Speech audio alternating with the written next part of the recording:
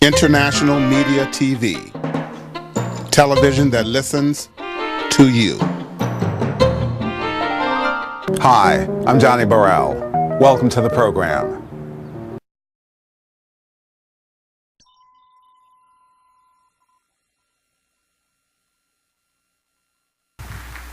Good afternoon to everybody. I understand you have already been welcomed, and I understand I have already been introduced. You've been entertained.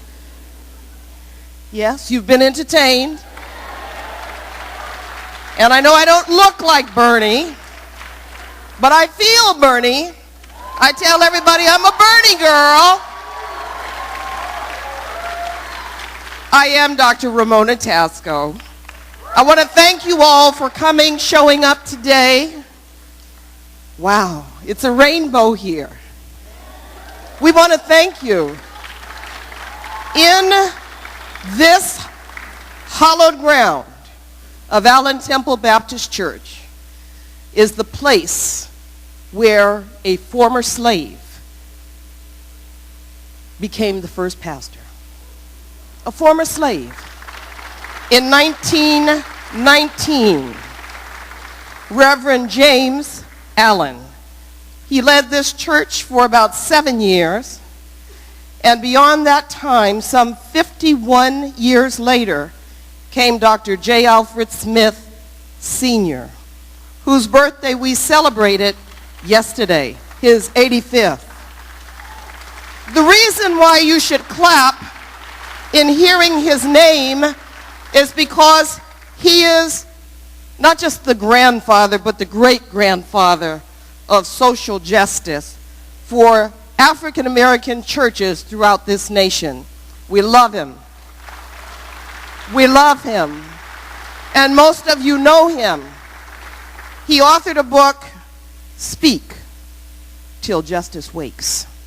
You are here today because you want justice.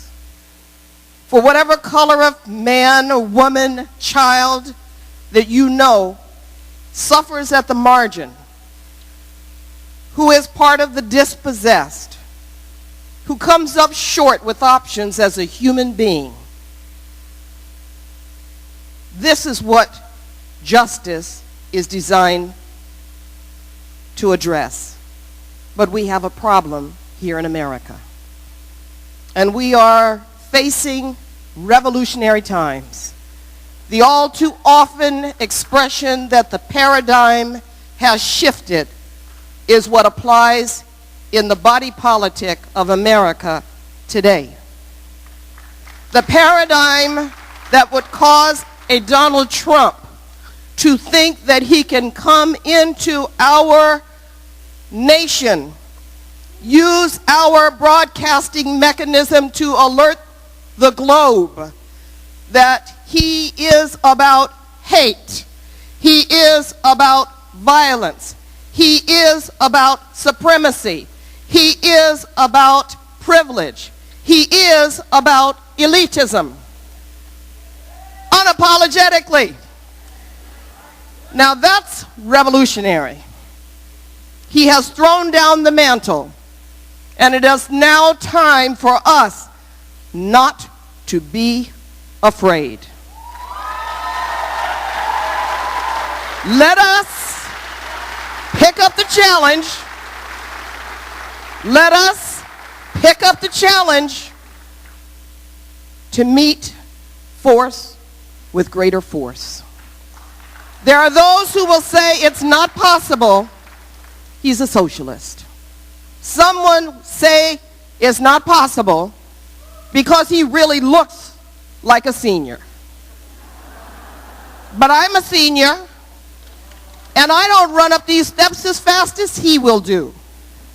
You have all witnessed his capacity to speak off the top of his head with the brilliance of someone 16 years old, educated at Yale, Princeton, Harvard, Columbia, Stanford. I don't know where he finished, but that's the way he speaks. He speaks from his heart. We wanted him to come into this community so that we could look into his eyes and read his heart. There is a reason. There is a reason for this delay. Apart from the fact that it was incredulous to the press that Bernie Sanders would come to East Oakland. Rich, rich, rich, rich with blight, rich with poverty, rich with pain, rich with suffering. But he chose, he reached out to us, and he said, if they are willing, I will come. You have already been told that we didn't hear this from Donald Trump. We did not hear this from Hillary Clinton. But I want to say to you today, we ain't mad at Hillary. She is a Democrat. They tend to get it more right than do the Republicans. And I'm not even saying that she's getting it wrong. But sometimes you just know what you know, what you know, what you know. You know when it's your turn. You can be sitting quietly. You can be sitting quietly in your seat, and you know that it's your turn to speak. I want you to put your hands together for a moment to welcome one of our speakers who's going to be in this community conversation. Her name does not elude some of you.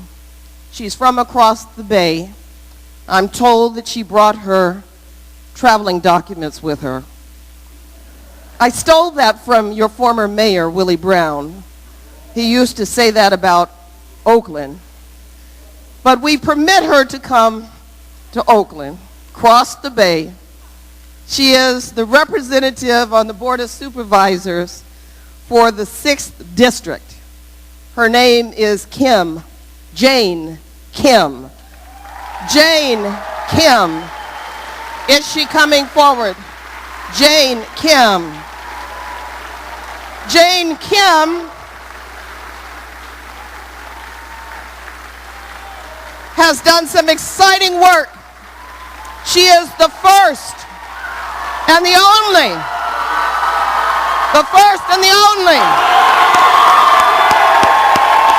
We are joined at this time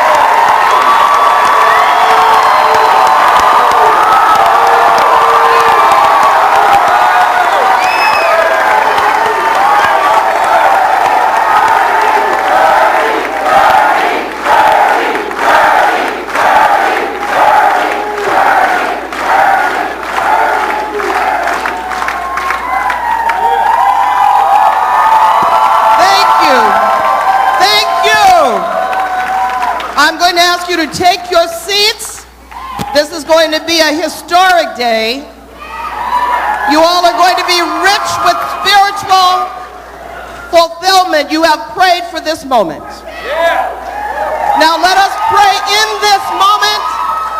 Let us pray in this moment. Bow your heads with me for a moment. Let us pray. God of our weary years, God of our silent tears, thou who hast brought us thus far on the way, thou who hast by thy might led us into the light, we thank you for this special day. Be with us. Inspire all who are gathered here in your house. Humble our hearts. Clear our minds and clarify our thoughts. Season our words with your grace. And give us the courage and the victory to speak until justice wakes. And let all the children of God say amen. Welcome once again. We are going to go immediately to our introductions. I've already introduced you to Supervisor Jane Kim. Jane, stand once again.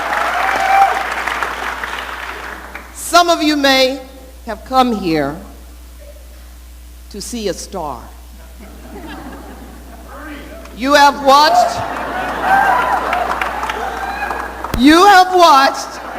and he is, you have watched great actors walk the red carpet and dazzle the silver screen of Hollywood and beyond.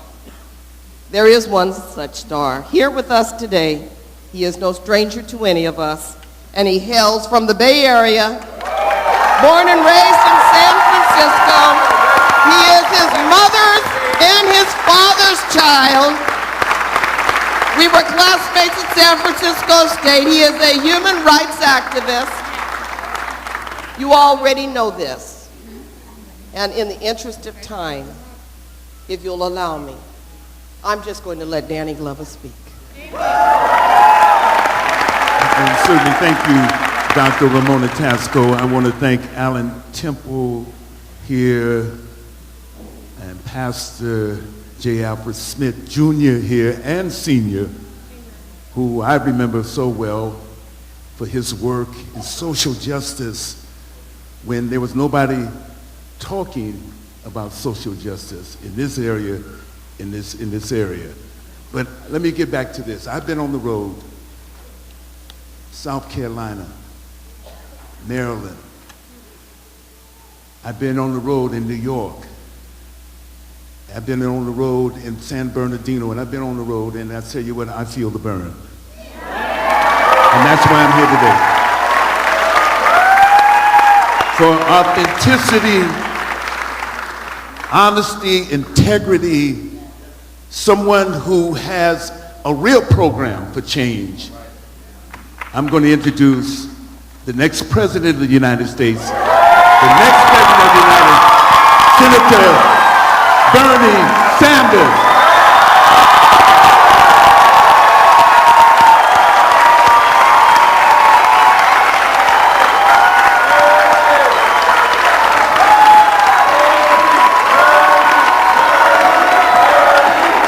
Thank you all. Thank you all very much for coming out today. And let me thank Dr. Tascoe for moderating, Danny Glover for traveling with me all over the country.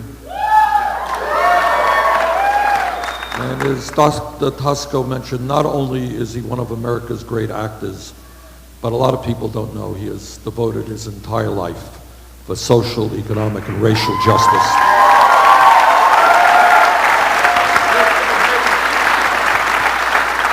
And let me thank Jane Kim for all of the great work she is doing, and thank her very much for her support.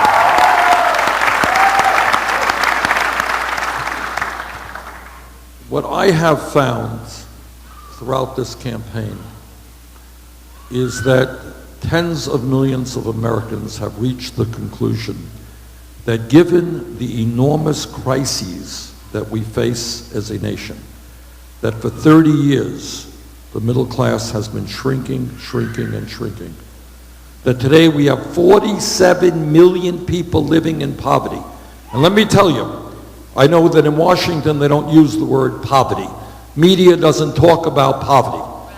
But what I have seen from coast to coast, in inner cities, in Baltimore, in Philadelphia, in Detroit, what I have seen in rural communities is I have seen in Native American reservations are levels of poverty that the vast majority of the American people have no idea exist.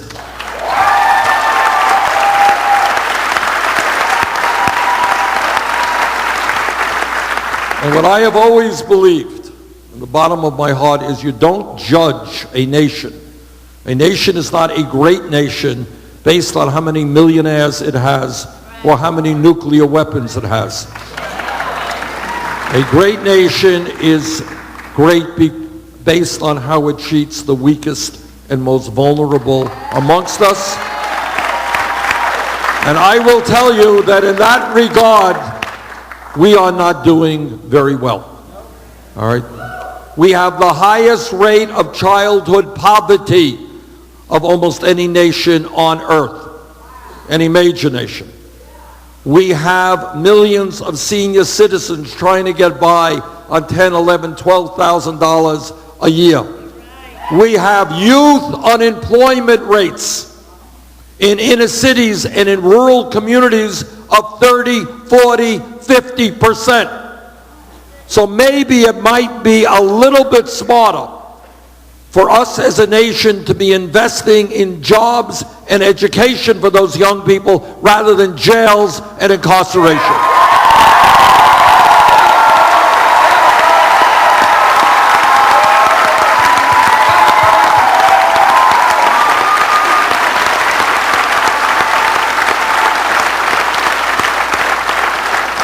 So what this campaign has been about is making it clear that if elected president, we are going to end a corrupt campaign finance system that allows billionaires to buy elections.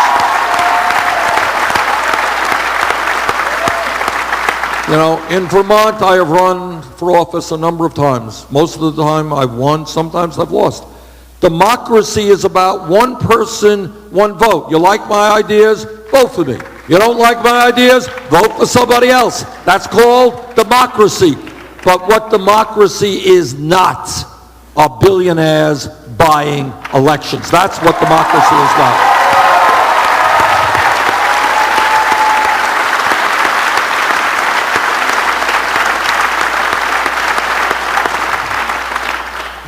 This is the wealthiest country in the history of the world today. But nobody knows it because almost all of the new income and wealth is going to the 1%.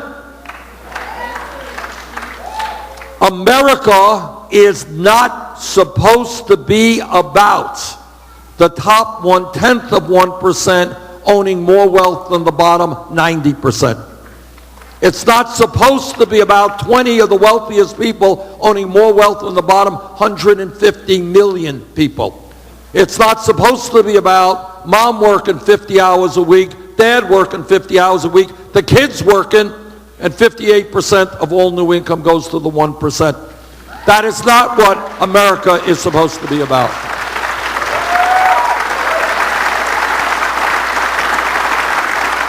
And in terms of criminal justice, every person in this room and every person in this country should be profoundly humiliated by the fact that we have more people in jail in America than any other country on earth.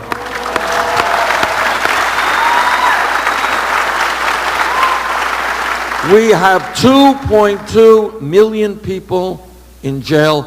We're spending $80 billion a year to lock up fellow Americans. And if elected president, that is going to change.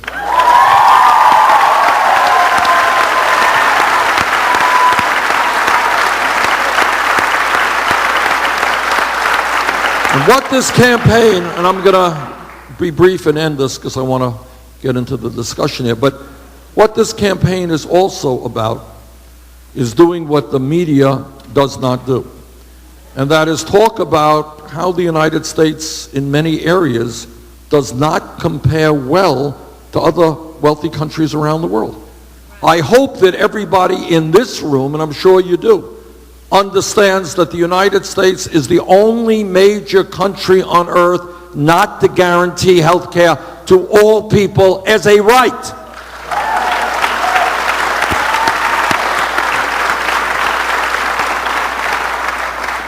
I live 50 miles away from the Canadian border, in Burlington, Vermont. Everybody in Canada, the children, the seniors, the poor and the rich have health care as a right. You go to the doctor when you need to go to the doctor.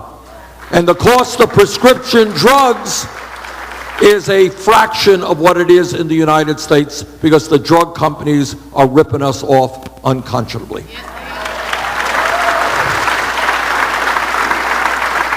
And I believe, and again, this is not a radical idea. It exists in Germany, it exists in Scandinavia and other countries.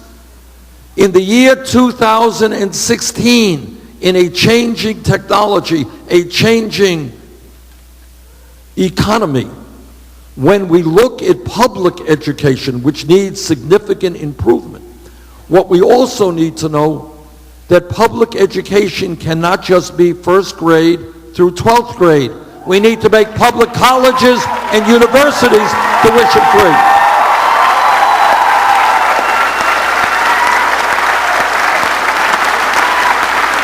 Now, I want you all to appreciate, I come from a family that did not have a lot of money. My parents never went to college. And there are millions of kids in the same boat right now all over this country. Think about this. If we make it clear to the children and the parents and the teachers that any boy or girl in this country who studies hard, who takes school seriously, does well in school, that regardless of their incomes, of their families, those kids will be able to get a college education. That is revolutionary.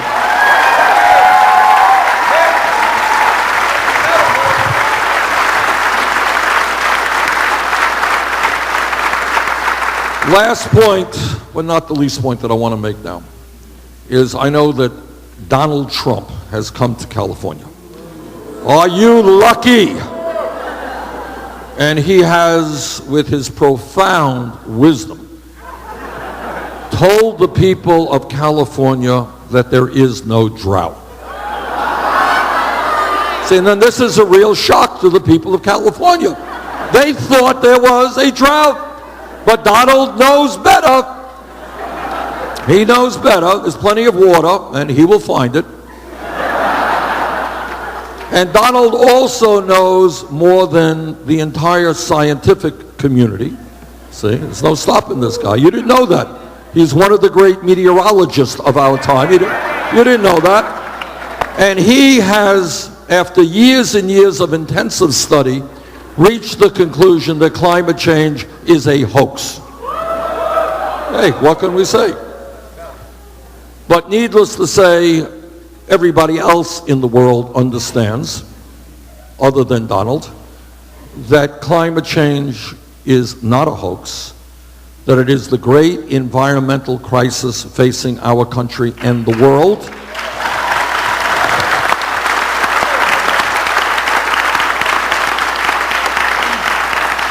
And that if we do not take on the fossil fuel industry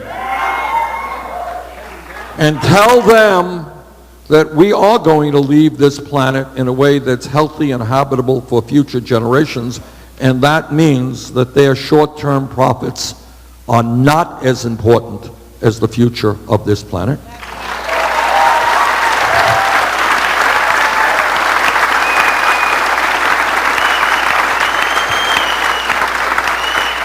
So I'm getting told to shut up, and I will do that.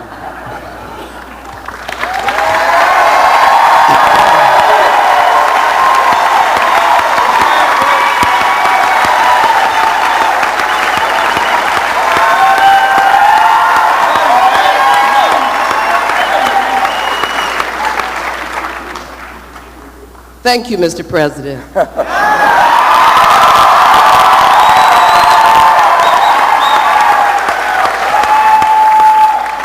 We're going to change the theme just a bit, and let's fold in our other communicators today.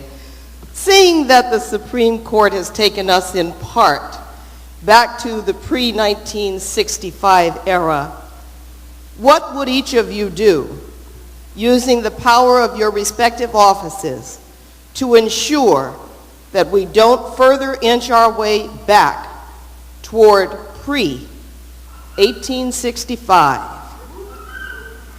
How do each of you see the gutting of Voting Rights Act impacting our democracy in the future? And what will you do to not only protect voting rights in this election, but also enhance access to the ballot. Now, you can close your eyes for a moment and decide you want a piece of that pie or the entire part. Choose. Who would like to speak first? Danny. First of all, I think you have the mic. I think, first of all, we realize more than ever in this campaign right now for Bernie Sanders as president, how much voting, how important voting is. It's not to diminish all the other things that have happened in the past, in the future, past, but we understand that there are millions of people who become excited, enthusiastic about this campaign because of the message.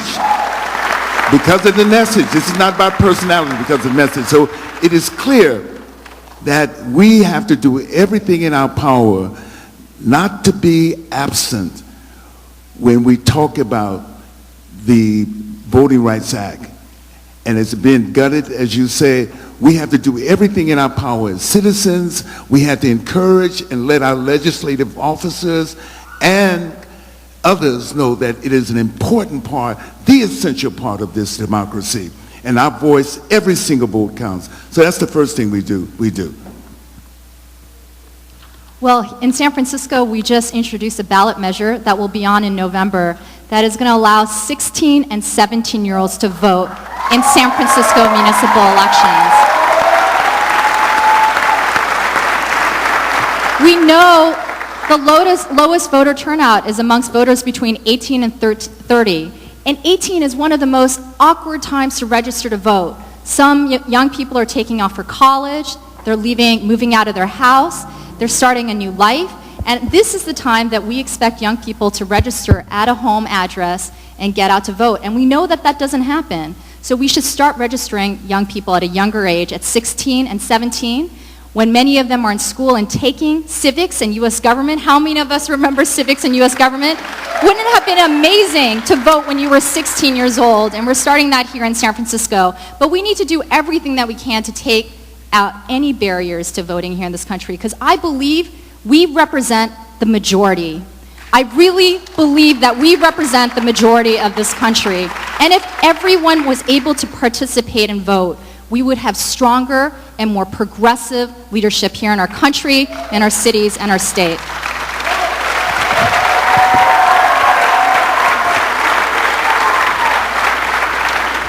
Well, let me agree with both Danny and Jane and say this. You know, you stop and you think about all of the blood that has been spilled in this country to make sure that every person, regardless of color, has the right to vote. And then you think of this horrific Supreme Court decision, and literally the day after, you got attorney generals and governors working overtime trying to make it harder for people to vote. That is beyond a disgrace. And let me tell you, if elected president, the Attorney General of the United States will be working and taking on every one of those Republican states who are trying to suppress the vote. You know, what a democracy is about, we can have different points of view. That's called democracy. But don't deny people the right to vote because they're people of color, because they're poor, because they're young, because they are old. In my view, we should make voting rights as simple as possible. If you are of the voting age today of 18, you are registered to vote. End of discussion. Thank you. Thank you. Representatives Barbara Lee and James Clyburn. We can hear a shout out for one of our home girls. This is the home church of Congresswoman Barbara Lee.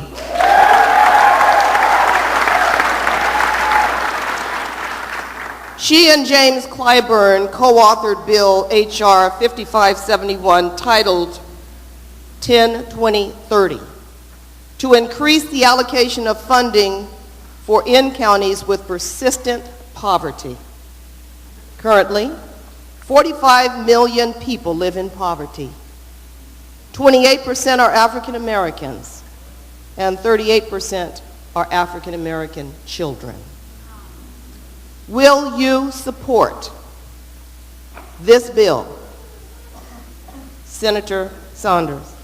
And what would your administration do that has not already been done to address the issue of childhood poverty? All right. We absolutely support that legislation, and I have spent the last many decades of my life fighting against the outrageous level of childhood poverty that we have right now. Look, what we have got to do, and the point that Jane made a moment ago, and I want to reinforce this, everything that we are talking about today is what the majority of the American people believe. We are not the fringe. Donald Trump and his friends are the fringe. Okay? Who believes, what sane person in America believes that in the richest country in the world, 22% of our kids should be living in poverty, and for the African American and Latino communities, those numbers are much, much higher. So what has to be done, and by the way, if you follow what goes on in Congress, our Republican colleagues want to make it much worse. They want to cut nutrition programs, cut child care programs, cut education and Pell Grant programs. They want to do exactly the opposite of what we should be doing. And in my view, if we're going to deal with childhood poverty, if we're going to deal with poverty in general, that means fundamentally changing our national priorities. And that means, among many other things, no more wars like the war in Iraq that we never should have gotten into.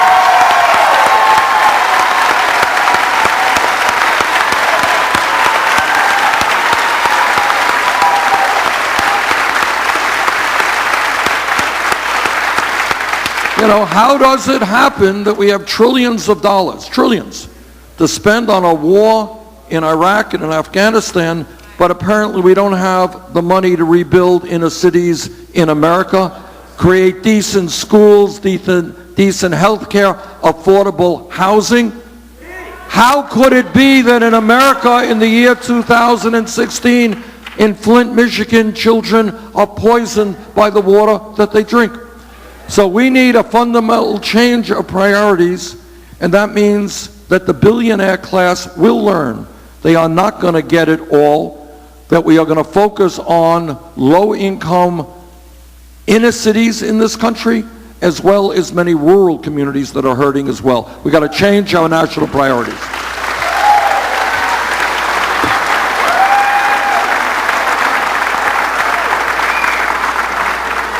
I'm going to stand as well.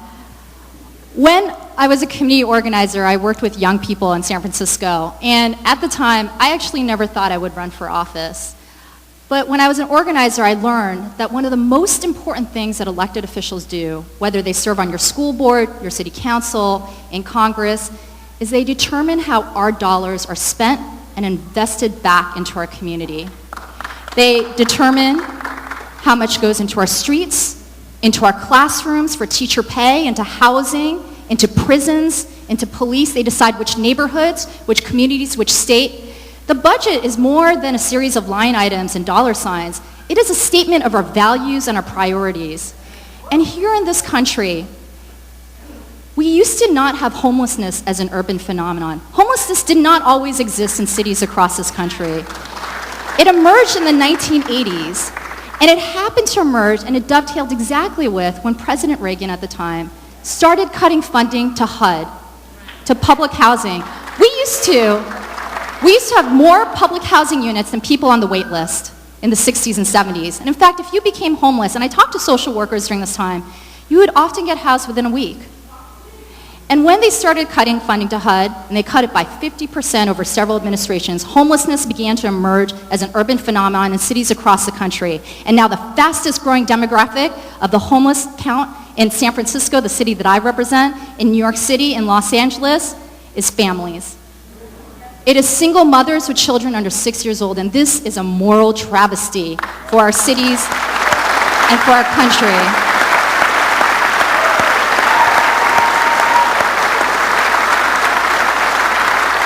And that is why I'm supporting Senator Sanders, because housing is not a privilege. In the city that I represent, housing is a privilege. Housing is not a privilege, it is a right.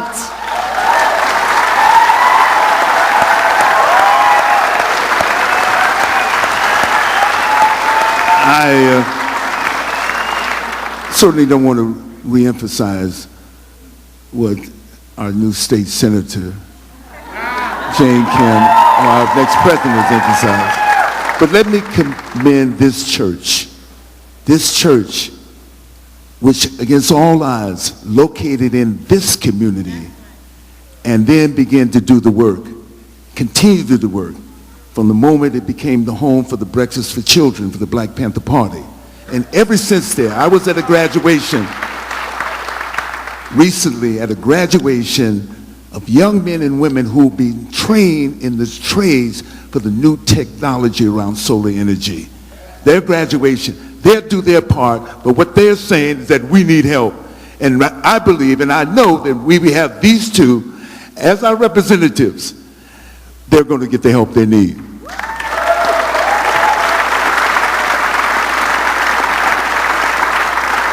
Thank you, each of you. We have two short questions for you from the dais, and then we're going to take a couple of questions from the floor. Senator, I can't even think of you as senator now. Bernie. Senator Bernie. Okay, all right. The Affordable Care Act has allowed 20 million Americans to gain health insurance, including many in marginalized populations throughout the U.S.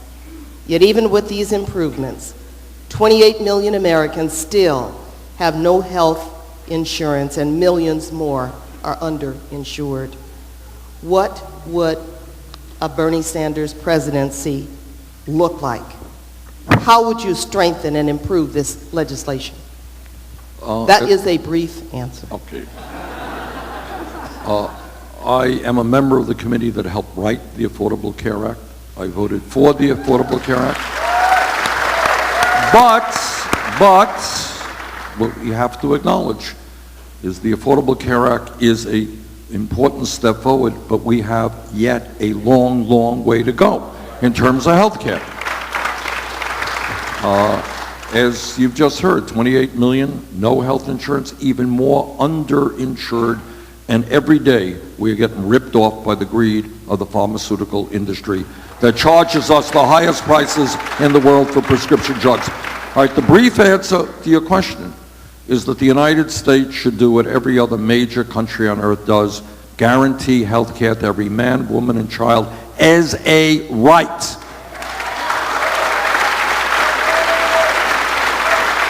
And the way to do that, in my view, is through a Medicare for all single-payer program. Thank you, Senator Sanders. Another brief question. Describe how your economic plan provides for a reinvestment in distressed neighborhoods, and also how do we assist those who have yet to experience the economic recovery in their lives and in their communities. No doubt as you drove through here, you saw the blight. You saw the empty lots. I have seen those empty lots and the abandoned housing and the boarded up storefronts all over this country. Don't think that Oakland is alone. And it is totally unnecessary and unacceptable. All right, first point that we have to make is that when you read the papers once a month, they say that unemployment is 5% nationally. Does anybody really believe that? You're right. That's the official unemployment. Then there's another government report that talks about real unemployment, including people who have given up looking for work and people who are working part-time when they want to work full-time. Add that together, real unemployment is close to 10%, and in many communities around this country, it is much higher than that. So what do? What we do is understand that we need a massive federal jobs program to put our people back to work.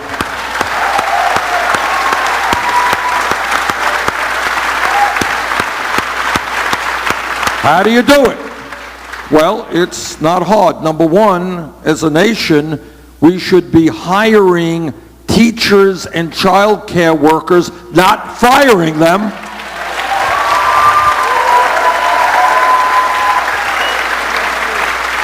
Number two, all of you know that our infrastructure, a fancy word for roads and bridges and water systems and wastewater plants and levees and dams and rails, are in massive disrepair all over this country. We rebuild our infrastructure in the way I think we should. We create 13 million good-paying jobs.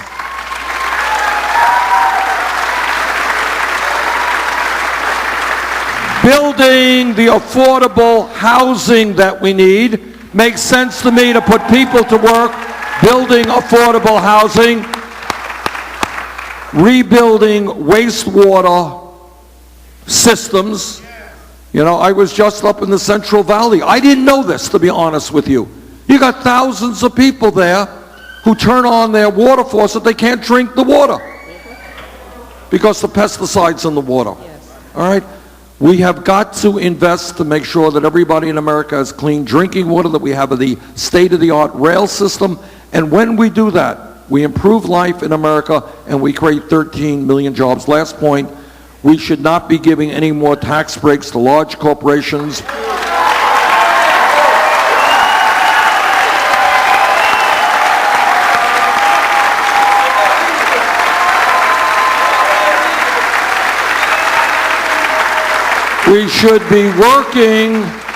We should be working with small and medium-sized businesses, especially if we're going to deal with youth unemployment, African American businesses, Latino businesses. We're going to put those kids to work.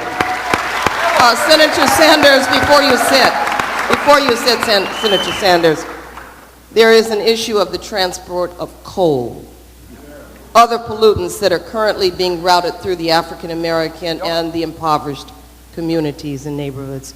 How do you weigh in on that? Well, I weigh on it in two ways. Right now, as I think everybody here knows, in low-income communities, in African American communities, there is a heck of a lot of pollution going on. I was in the Bronx a number of months ago, and somebody, I can't remember the exact number, I don't want to misspeak here, but the number of children dealing with asthma. You got that here as well? All right. Right here in this community? Okay. It was off the charts, unbelievable. And you combine that with lack of good health care access, you got some serious problems. So the answer is twofold. I have opposed all of these pipelines, the Keystone Pipeline and the other pipelines, because we have got to transform our energy system away from coal and oil into energy efficiency and sustainable energy.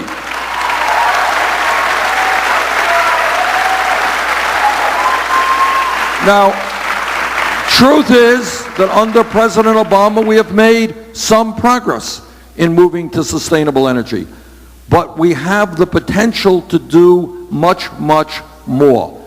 We can have rooftops all over this country and in states like California where you get a lot of sun that could generate an unbelievable amount of electricity. That's what we should be doing. Thank you, Senator Sanders. Soon to be Senator Kim, we all know that education has been said to be the great equalizer. However, with the rising cost of college tuition and rising debt associated with students' loans, what are concrete ways we can address college affordability? So I talked a little bit about the budget, and so I want to talk about the California state budget for a moment, since this is where we are. The California state budget over the last 30 years has actually roughly stayed proportionately the same. 40% K through 12 community college, 30% health and human services, and the final 30% goes to everything else. Now, there are two line items that changed significantly over the last 30 years, and you can probably guess the first one. Prisons. That's right. Used to be 3% of our budget, went up 6% over the last 30 years. There's only one other line item that changed that significantly. and that was higher education. Our Cal State and UC system, it went down exactly 6%, from 18 to 12% of our California state budget. So when we talk about the school to prison pipeline, it is real. When we talk about who we have decided to value, the system that California has decided to invest in, that our young people will go into, we built 23 state prisons over the last 30 years. We built only 3 CSUs and 1 UC. We used to cover 80% of your tuition if you went to a UC or CSU 30 years ago. Today that has dropped down to under 30%. So I'm starting here locally in San Francisco. I introduced a proposal to make City College free for all San Francisco residents.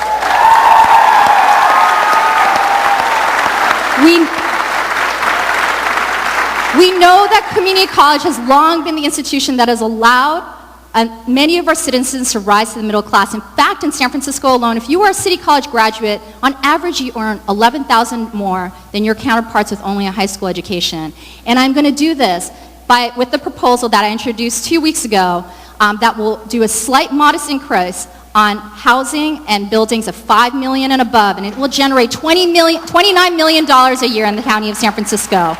To make City College free today is $13 million. We are going to make City College free in November. I hope that I will have your support. If we do this, we will be the first city in the nation to make City College free for all of our residents, regardless of income or age or any type of prerequisite. And we will do that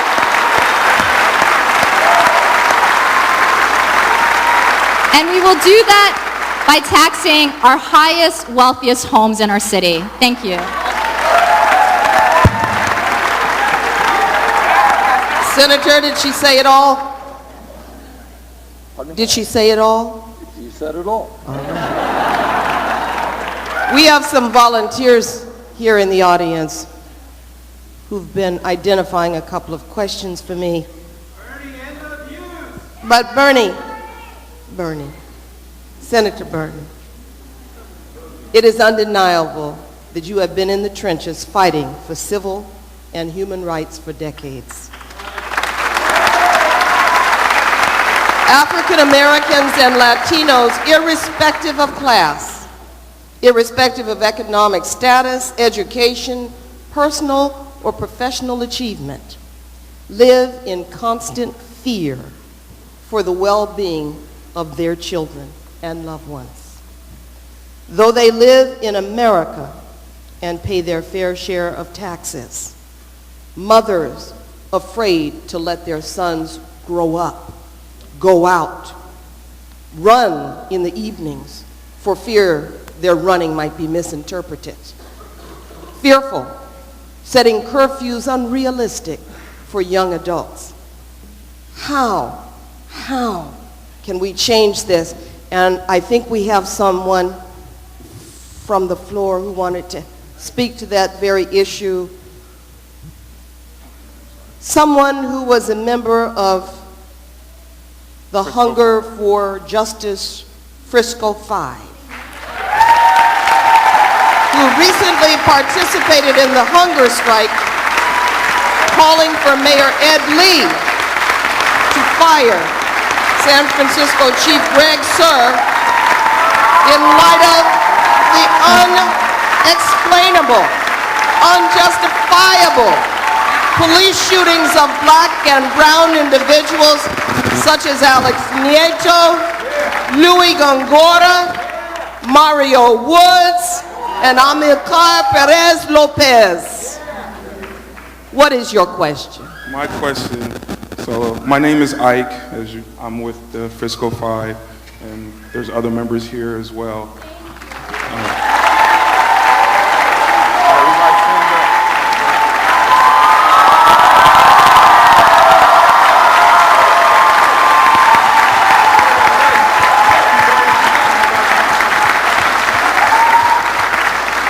I'm usually very outspoken, but I'm nervous because it's been a long time. I've been wanting to meet you forever.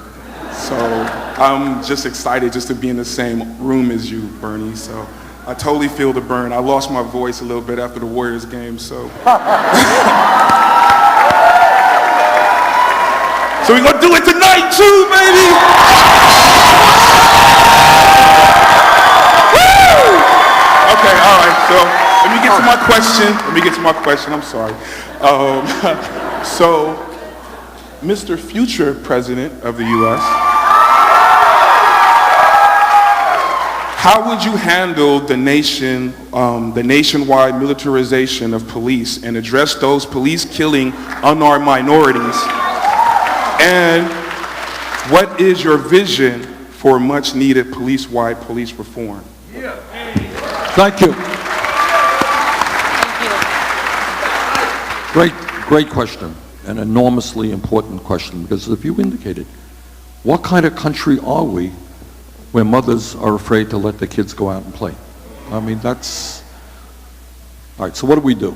First start, let me start off easy, and by saying that, in my view, that any person in America who is killed while being apprehended by the police or dies in police custody, that should immediately and automatically initiate a Department of Justice investigation.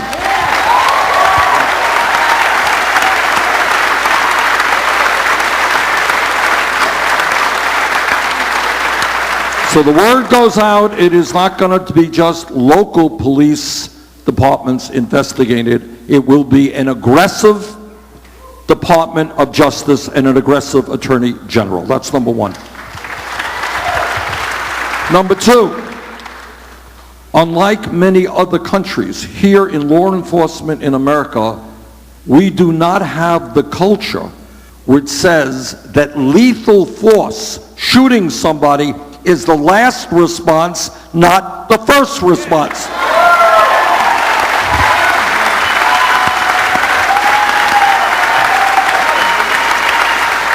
You know?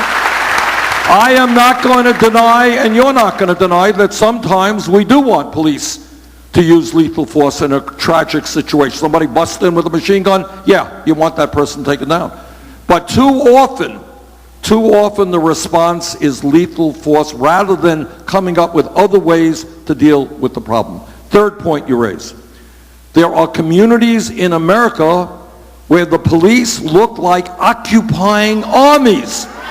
You know, you think you're in Iraq or invading a community. The goal is, and there are some police departments in America who do this, the goal is not for a police department to be intimidating the local populace. The goal is to have a police department which is part of the community, which is respected, which is helpful. You know, we want a police department where people feel comfortable going to a police officer and saying, there's some drug dealing going on over there. We want the police to be part of the community, not a force that terrifies and frightens the people in the community. Further, what we have got to do, and this is tough, it's not tough stuff, but it's something we got to focus on, is we want local police departments to reflect the diversity of the communities they serve. You know? You got a black community, it is appropriate to expect that a majority of the officers will be African American. You got a Latino community, same thing. All right, and the other thing, which is related, everything's related to everything else. I learned this, I didn't know this before I began to run for president.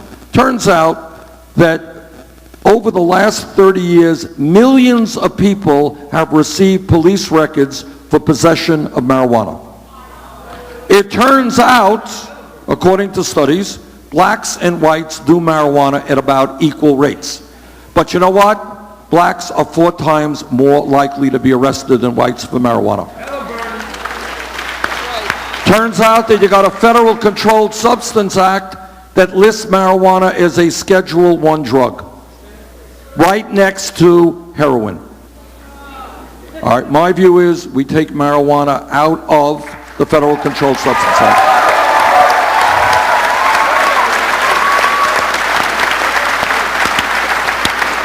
Because if a police officer stops your car and there's marijuana in there, you got not just the marijuana issue, but other things occur as well. All right? So I think, by the way, if I lived here in California, there's going to be an item on your November ballot to legalize marijuana. I would support it. I think it's from a criminal justice point of view. Last point. There has got to be a lot of work done in fighting racism within police departments. That's no secret. A lot of work and a lot of training has got to be done. All right, those are some of the things that I would do as president. Thank you. Thank you. I think we have a question over here. Okay. Good afternoon, Senator Sanders, and thank you all for being here today, also in Oakland, in East Oakland. My name is Mia Yoshitani. I'm with the Asian Pacific Environmental Network Action. And APEN is an environmental justice organization. We organize low-income Asian, Pacific Islander, immigrant and refugee communities. Just like a lot of our environmental justice and social justice, economic justice allies who are here in this room, we organize at the intersection of racism, poverty, and pollution. So I have a question, and I want to bring some of the issues together that you've been talking about today. I appreciate your commitment to working families and to addressing poverty and to addressing systemic racism and white supremacy, and I appreciate your commitment to addressing climate change. But how will you ensure that climate change is actually addressed equitably? How will you ensure that the people who have been at the brunt of the economic crisis and the environmental crisis, these are the same communities, how will you ensure that these communities are at the front of the line for the benefits of climate change and how we address both the health concerns and the economic needs of our communities? Thank you.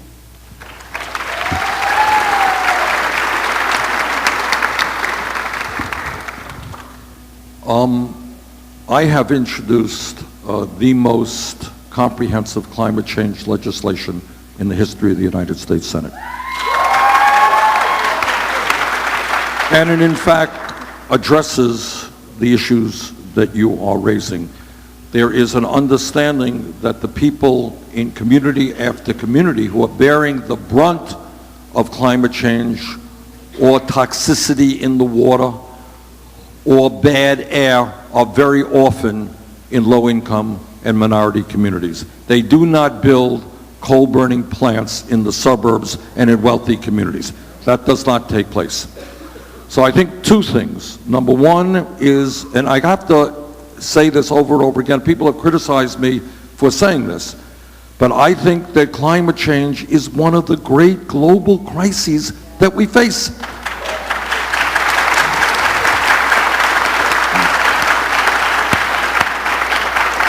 And if we do not get our act together, the destruction that it will cause in terms of drought, you're seeing it here in California already, in terms of floods, extreme weather disturbances, acidification of the ocean, we're destroying our oceans. In terms of rising sea levels, Miami may be, don't buy real estate on Miami Beach. It may not be there if present trends continue. All right? These are the realities that face this country. And it's like, if we were attacked by some foreign power, everybody would stand up and say, oh, we got a war going on. What are we going to do about it?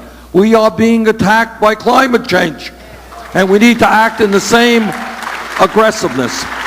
So to answer your question, nobody you know will take a more aggressive and bold action. I have one of the differences between Secretary Clinton and myself is I'm calling for a tax on carbon. All right? Because you got to do that. And in that legislation, when we raise a substantial sums of money, we do pay attention to the aggrieved communities, and we pay attention to those communities where workers are involved in fossil fuels and are going to lose their jobs. We got to try to help them as well. So we do that in our legislation. Thank you, Senator Sanders. We had another question. Yes. Hello, Senator Sanders. I'm Mason Reese of the Mentoring Project. I have overheard teachers talking about their financial problems, and I was wondering what you will do to ensure that my teachers get... You're doing great. Don't worry, you're doing great.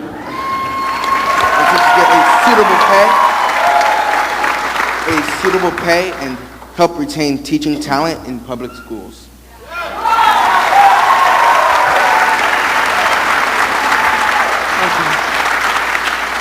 Thank you for that question. Great job.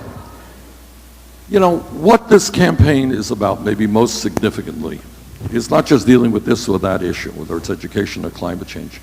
It is demanding that the American people think outside of the box, think outside of the options that the corporate media gives us,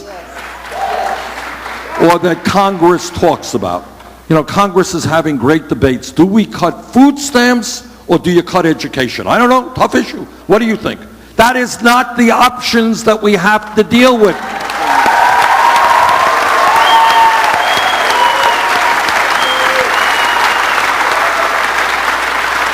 So what this young man is asking us, think about, his good question, think about how crazy it is. Everybody here knows, no one debates it, that as human beings, education is inherent in who we are. I want you to be studying and thinking and learning until the day you die 100 years from now, all right? But second of all, from a narrower perspective, we live in a competitive global economy, okay? Other countries understand they're not going to do well unless they invest in their children and invest in education. How do you compete if you don't do that?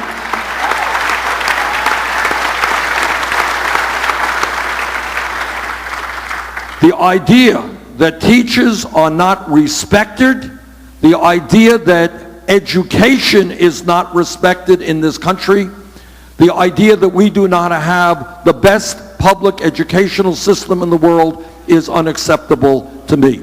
I want our brightest, you know what, I don't know, are you interested in education? I would hope that when you graduate college or graduate school, you give thought to becoming a teacher. We need great teachers all over this country.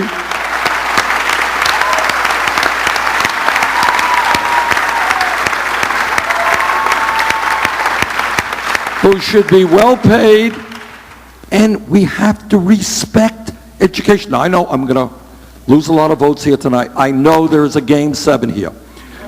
And I know everybody here, you know, loves basketball.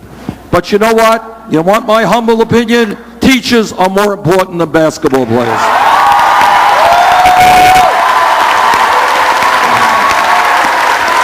We thank you, Bernie Sanders. We thank you, Senator Bernie.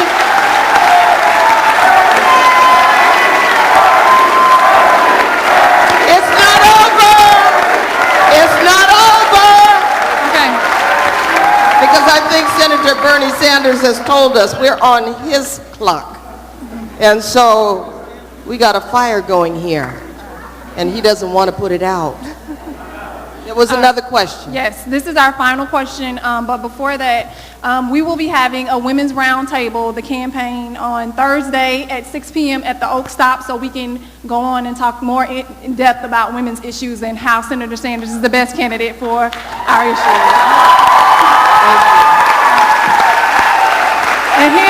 And here's the last question for you, Senator. Thank you. Senator Sanders, thank you for coming to the Oakland. I hecka love Oakland. The Bay Area was one of the worst hit regions during the 2008 financial crisis, with the erasure of brown and black wealth in the terms of foreclosure and losing home. I myself, my rent went up $300 a month and I had to leave the Bay Area because I could not afford my place anymore.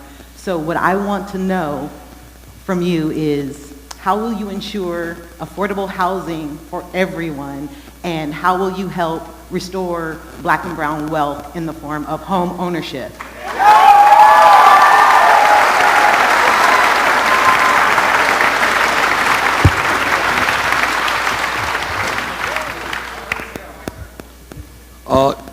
When I was in the House of Representatives, before I was in the Senate, I was a member of the House Financial Services Committee.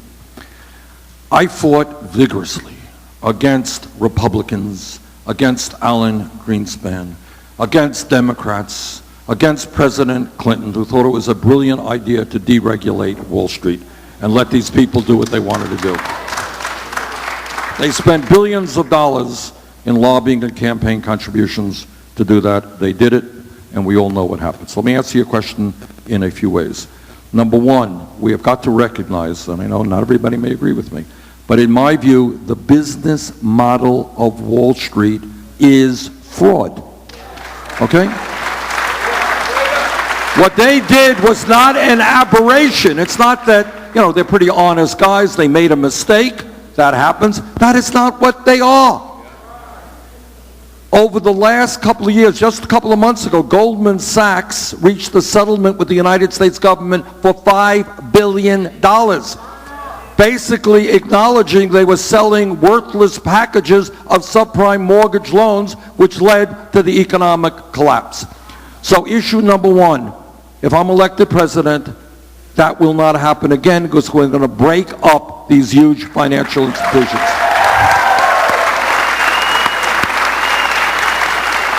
Number two, if what is the case, these financial institutions caused this economic collapse, which resulted, by the way, in millions of people losing their jobs, losing their homes, and in some cases losing their life savings, these people on Wall Street have got to be held accountable.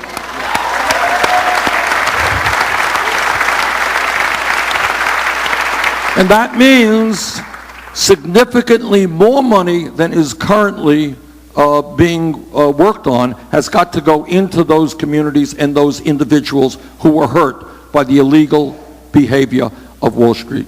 Third point, as we've discussed earlier, we have a terrible crisis, and I know it's particularly acute here in California, but it is true all over this country, in low-income affordable housing.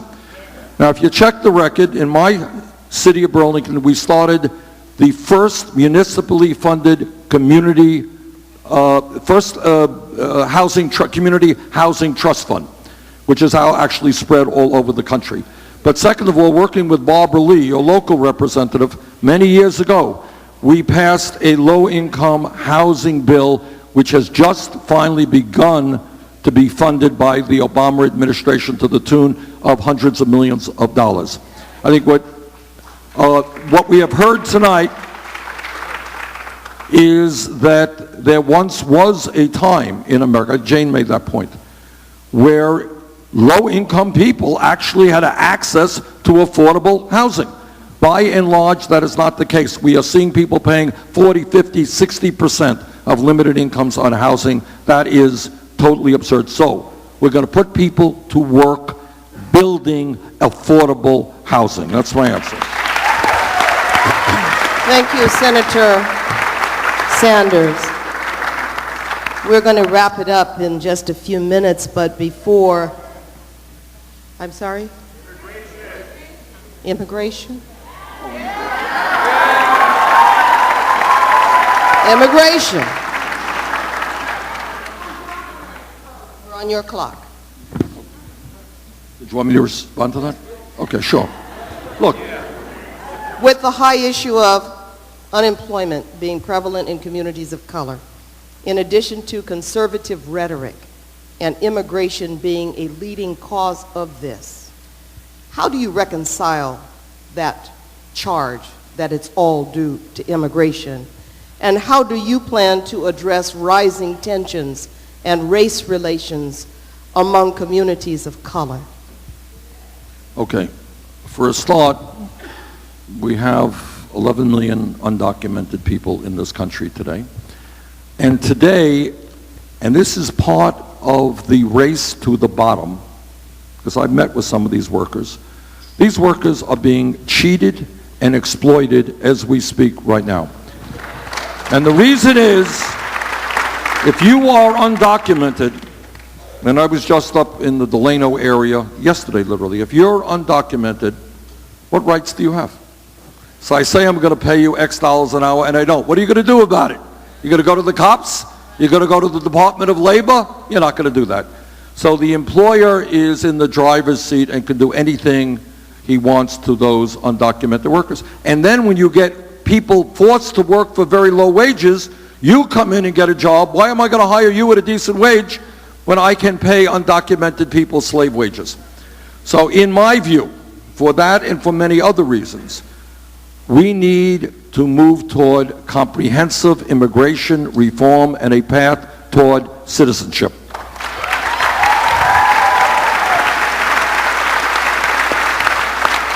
Now, let me just conclude on this note.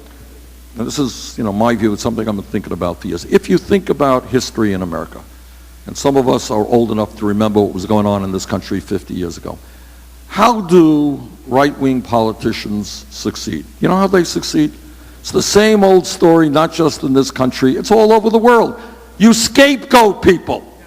You say, you got a problem? I know what the problem is. It's her. She's Asian. You got a problem? I know what the problem is. It's black. You got a problem? I know what the problem is. Bernie Sanders, he's Jewish. You scapegoat people and you blame people for all of the damn problems that exist in society. We have seen, I'll tell you this story. I want to tell you this story. Back in the 1950s, think about this, way back when, the lowest paid white workers in America were in Mississippi. They were the lowest paid white workers in America. They didn't earn anything. Now, you know how their employers got away with paying them starvation wages? They said, hey, you can drink from that water fountain. But the black guy can't. Aren't you a lucky guy? That's what you do. You divide people up.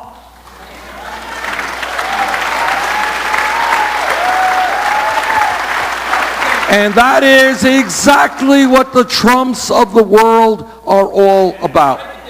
All right? We understand that if they divide us up, we go nowhere in a hurry. If we stand together as black and white and Latino and Asian American and Native American, as gay and straight, male and women, female, if we stand together, then we have the guts to take on the big money interests. There is nothing we cannot accomplish. Thank you. Thank you. Thank you. Thank you all. I'm going to ask you to take your seat for a brief moment. Missing from this conversation is the indigenous population. Our brothers and sisters have left you a gift, a reminder, which highly appropriate in this hallowed ground, in this sacred space. Some time ago, you gave a speech and you were visited by a little bird. As we were all waiting in line to be cleared of security, one gentleman by the name of Rafael Jesus Gonzalez presented to us a request that we present this to you, presented to Bernie Sanders the Earth, Justice, Peace, Healers Badge in recognition of his commitment to the earth, to justice, to peace, and to democracy, presented on May 30th, 2016. It is a badge with a dove. And while it is referred to as a finch, it said, it is no little thing when speaking before thousands to be visited by a finch upon the podium. The trust of a creature so small, easily startled by the slightest gesture, must surely count for something big. I present this to you.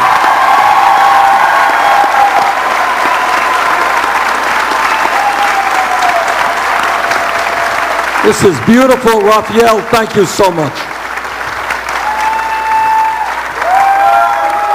I want to thank Senator Bernie Sanders. We can say Bernie, but we can also say, we can do it. We can do it. We can do it. We can do it. We can do it. We can do it. We can do it. Danny Glover, thank you so much. Thank you, my brother. Thank you. Jane Kim, thank you. She has made her debut in the east of the Bay Area. You are welcome. You no longer need travel documents. Thank you. We want to thank all of you for coming. We want to remind you to vote. We want you to show up at the polling places, not alone, but with 5 other people. We want you to remember that when people tell you he's too old, when people tell you he's a socialist, when people tell you he's dividing the party, it's a lie. They're trying to scare you. Stay courageous, stay determined, and do what you need to do. Follow your heart. Make certain to remain prayerful. We send you away asking for God's mercy, that you be safe, that you be healthy, that you be strong, and that you be protected from all unkind and uncaring forces that would try to come up against each and every one of you, especially our elected officials, particularly,